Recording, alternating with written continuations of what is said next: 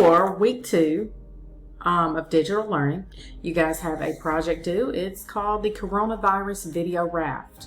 And some of you may have seen a Raft assignment before, a Raft project. So let me just kind of go over what this project is going to be about. Now with a Raft, you have to choose a role. Like, are you going to be a documentary filmmaker, a film producer, social media influencer? Are you going to work for the CDC as a representative? Are you going to be a news reporter or a small business owner? You have to decide who's your audience. Is it going to be out of school teenagers, out of work employees, the President of the United States, Congress, local government, customers, senior citizens? You have to decide your format. Is it a short film trailer, a public service announcement, a commercial, an Instagram story, news package, music video, or a vlog? Then you have to decide on one of the following topics: economic impact of the coronavirus, social distancing, government enforced curfews, digital learning, providing meals to out-of-school students, or coronavirus origin. So for this project, we are working on standard 8. Here we have 8.1, identifying recording formats and compression methods, demonstrate the production of still and motion graphics, capture and or transfer digital videos using editing applications, demonstrate basic editing techniques, demonstrate various methods to export completed media, and demonstrate basic audio editing techniques. In this assignment, I will also give you the links again for the editing software and the ones that you can use online, so I'll add that in. So what are the intentions of this project? You will use technology to record still and motion graphics and effectively use post-production applications to export and upload the final project. Okay, so you are successful if you can use digital media to record audio and video, if you can transfer your media to an editing application, if you can demonstrate basic editing techniques, demonstrate basic audio editing techniques, and if you can export the finished video and upload for turning, then you are successful. So as I explained a little earlier, you are going to, in your project, choose one of these roles. Whether you want to be a documentary filmmaker, a film producer, social media influencer, Center for Disease Control representative, a news reporter, or a small business owner. So then once you decide what role you're going to take, you're going to choose an audience. So maybe you want to be a social media influencer and you want to focus on your audience of out-of-school teens. Then maybe you want to do a public service announcement, or maybe you want to do a music video or a vlog, but possibly you want to do an Instagram story.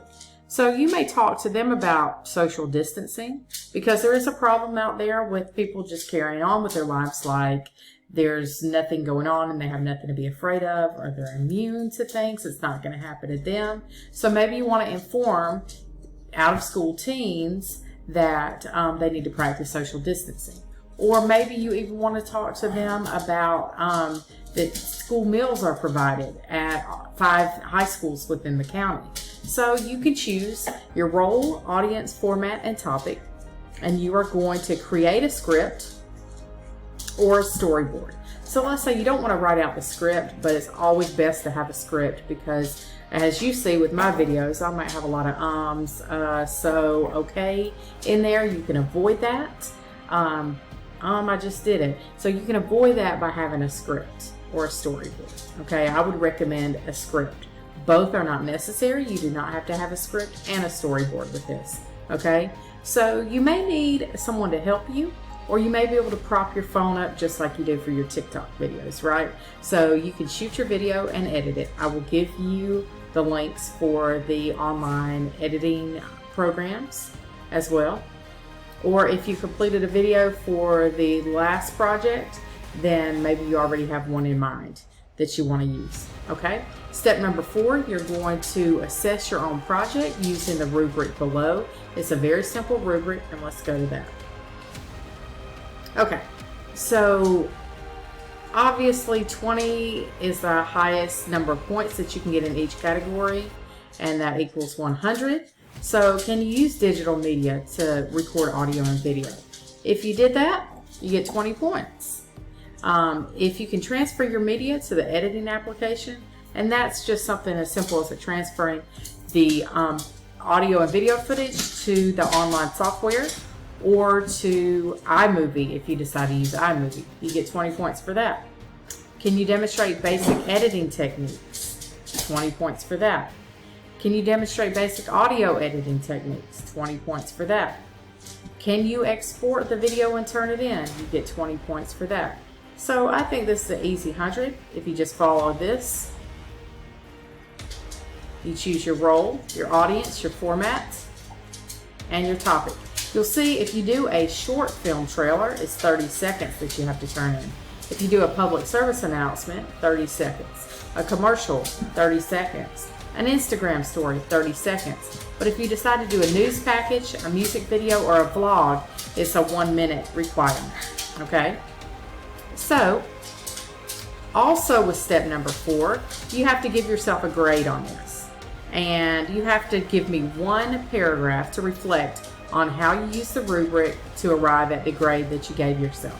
Now, ultimately, everyone should have a goal of having a 100 for this grade.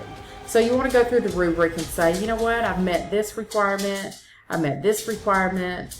I'm not the best at editing maybe, but some of these software programs are pretty easy, so you should be able to do it. But ultimately, you want to achieve 100, of course. But be honest in your assessment of yourself, and you cannot wait until Friday to do this. You will not give yourself enough time. So I'm going to give you some time during the week to do this. We only have one other set of notes for my level 1 students, and then some other work for my upper level students, but it's not going to be an overload because I want you to focus on this project and really make it good. Okay. Step number 5 in this is uploading your project to Google Classroom. Pretty simple. I think it's pretty simple. I think you guys can do a really good job on that. And I would love to share some of these projects that are really good with everyone else and on our YouTube channel as well. So if you have any questions about this project or any concerns, you can send me a message on Remind in Google Classroom or email me directly. I will post this as a separate project in Google Classroom and make it due on Friday. Once again, I'm going to give you that window of time from Friday until Monday morning to turn it in, just in case you have any technology issues or anything like that. I'm not going to check until Monday morning, but I have to tell you, it was really nice to see a lot of people turning their projects in for last week by Friday and throughout the weekend. So I do appreciate that. I hope you guys have a good day and good luck on these projects.